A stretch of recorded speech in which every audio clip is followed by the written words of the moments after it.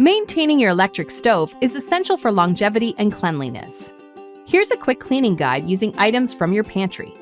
You'll need baking soda, paper towels, a microfiber cloth, spray bottle, warm soapy water, white vinegar, a sponge. Now, let's get cleaning. First, ensure the stove is off and cooled down. Next, wipe off any grime with a damp microfiber cloth. Remove the coils. Wash the burner bowls with warm, soapy water. Lift the cooktop to access underneath. Create a vinegar solution and spray it on the stove. Wait a minute before wiping with a microfiber cloth. Make a baking soda paste. Apply and let sit for 20 minutes. Then, wipe dry. Wipe coils with a damp sponge and dry. Reassemble.